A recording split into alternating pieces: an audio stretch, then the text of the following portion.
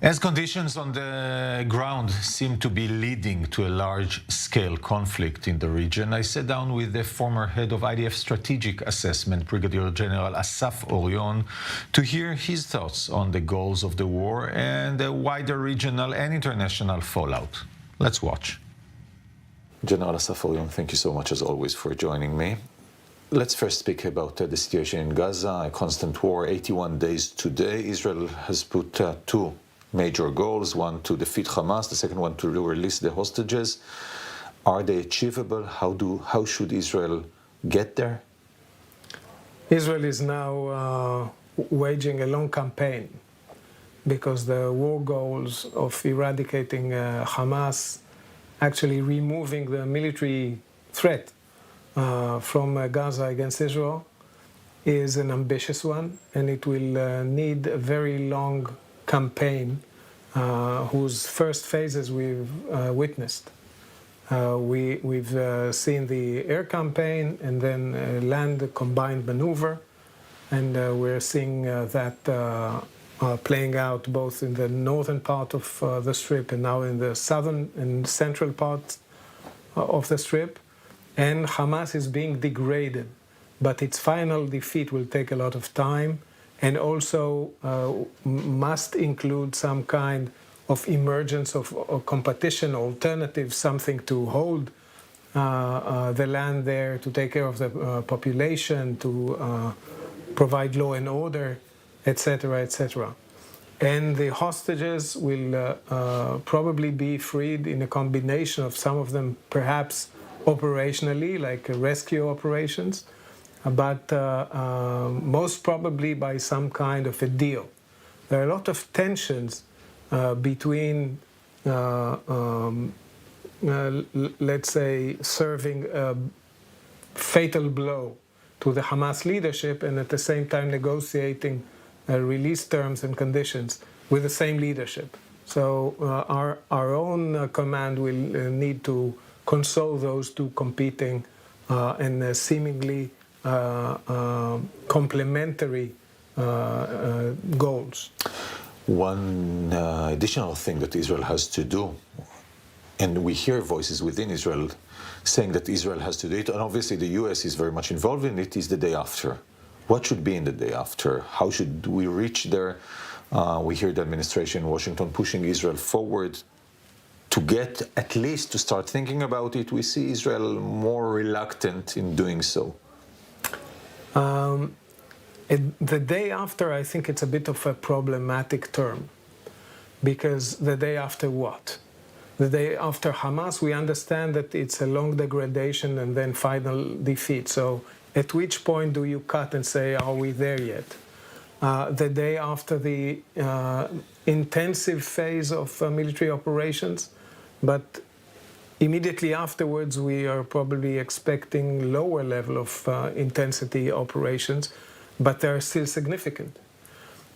So instead of thinking about the day after, perhaps it's better to think about phased efforts. So one effort is the degradation of Hamas capabilities alongside the release of the hostages. A second one would be to introduce maybe some kind of an alternative. Who takes over? Who provides services? Perhaps in the beginning aid and humanitarian support organizations. Later on, maybe local elements. Maybe later on, technocrats and bureaucrats. Maybe later on, an alternative Palestinian address, perhaps supported by regional and international elements, or let's say a coalition of a sort. A lot of moving parts, a lot of conditions of both sides. Hamas is not even considering stepping down.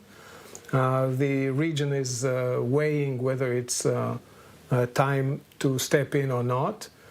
Israel has its own political and strategic considerations on that, so we still have a long way ahead until we see that day. And it's not a day, it's, I would say, some kind of an emergence of new reality, and it won't be just by one blow, but a gradual growth decrease of what we are trying to eradicate and some emergence of something different. And is there anything Israel should or can do in order to gain more legitimacy?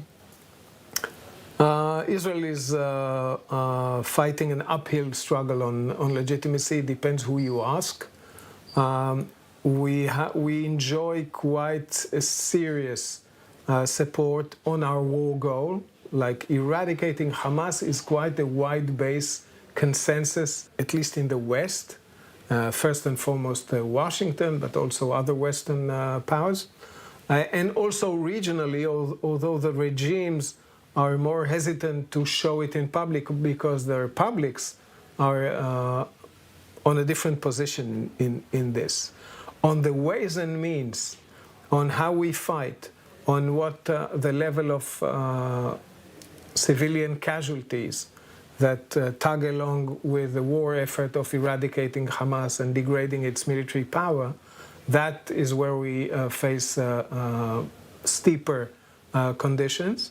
And it's very difficult to let's say, persuade that while fighting in one of the worst battlefields chosen by the enemy to be fought from within the urban areas, from within the population and underground, the quest for a clean campaign without or with so much fewer civilian casualties is a very difficult challenge to meet. Let's move on to our northern front. The war there is on a higher scale than seen from the outside. I mean, both being an Israeli or looking from overseas, I don't think people understand the intensity of fighting and the danger within it for both sides to get into a full campaign. Let's not mince words. In Lebanon, we're as close as we were to war since 2006. It's an unprecedented and fierce exchange of blows.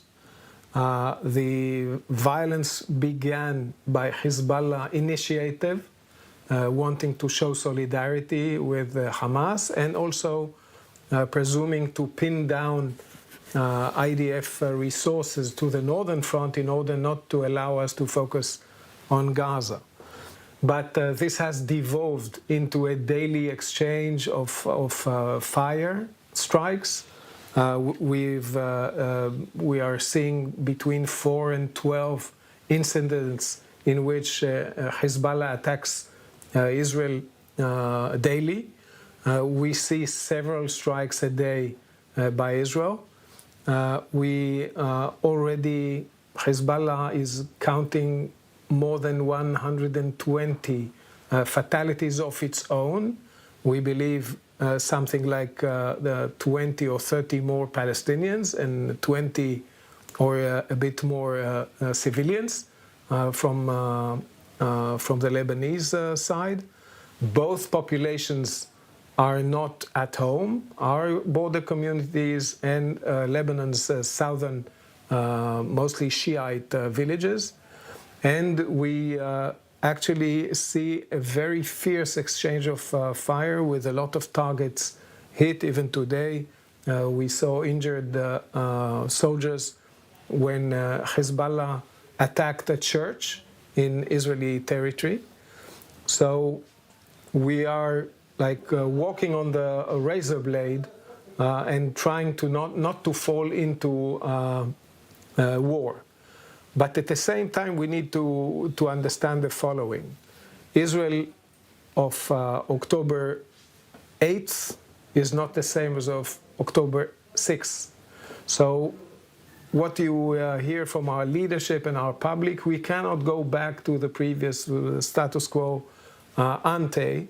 And some things that we managed to tolerate for a long time, and that's a lot of military violations of Hezbollah, of United Nations Security Council Resolution 1701, there shouldn't have been any non-governmental weapons south of the Litani River.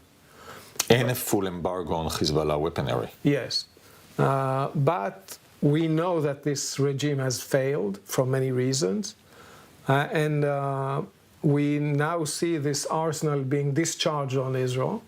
Israel responding in kind and then some, like we're raising and not only reciprocating. And we also read reports in the media that on October 11th, Israel was on the verge of deciding going on preemptive strike against the military immediate potential of Hezbollah.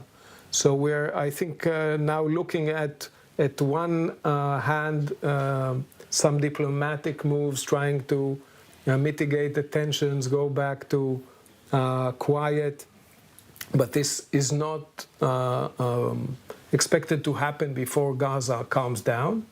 And at the same time, both military sides are taking into consideration both that the friction goes on, so the fire exchange is daily and deadly, and at the same time that both can at one point depart and decide to escalate to a larger scale war.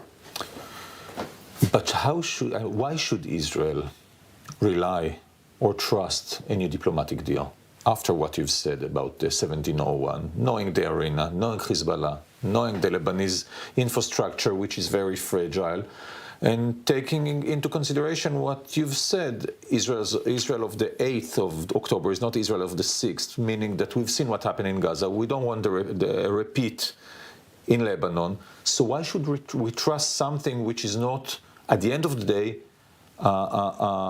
very forceful? I think Israel's current approach is distrust and verify. If Israel sees, or when Israel sees, that Hezbollah withdraws its forces, which have been deployed along our border for quite some years now, go back and retract, and by reports, half of them are already gone several kilometers back. This will be the indicator that the diplomatic effort has worked. But at the same time, I think we need to take into account that the main pressure factor on Hezbollah these days is the daily degradation of its forces, the loss of its people, the attacks on its military deployments outdoors and its military deployments indoors in the villages, because what we are now seeing and hearing that Hezbollah is saying, I will not accept attacks on civilians and villages, which means that its civilian environment in which it embedded its illicit military infrastructure are inside the civilian areas, urban areas, village areas. And in a sense, there is a little of a transition of lessons from the south to the north. Gaza is now a testimony to what happens when you choose your battlefield inside the built-up and populated areas. In both places, the population has left. So the northern Gaza population is no longer in Gaza. And most of the southern Lebanon villages are not at home anymore. When Hezbollah insists on using military assets and shooting at Israel from these areas, just like as Hamas insisted of using Gaza to do that, the damage to this environment is clear. And Hezbollah will need to calculate, is it worth it? Like, can I use the Radwan Special Forces unit when it's not a very short notice readiness, and I can use it maybe in a different plan or a different way after the profile has been actually exposed by Hamas and everybody understood the potential, and Israel is now well defending against that option. One last question regarding the involvement of Iran. We see the fighting in Gaza, which obviously Iran supports highly. We see what's going on in Lebanon, in Syria, and in Iraq, in Yemen. And in Yemen, obviously. And yesterday we've seen the targeted killing that is affiliated to Israel of a high-ranked Iranian officer. Do you see a possibility for that underwater war between Israel and Iran coming above the water, or meaning that Iran will directly attack Israel and Israel might directly attack Iran, or both sides prefer fighting either by proxies or the campaign between the wars, doing it, undercover? Iran's strategy of choice is indirect warfare, is to distance the fighting from its territory. This is why they're fighting on other people's lands and by other people's hands. The proxies are not answering directly to Iran's orders, but Iran builds up their capabilities and they decide when to use them.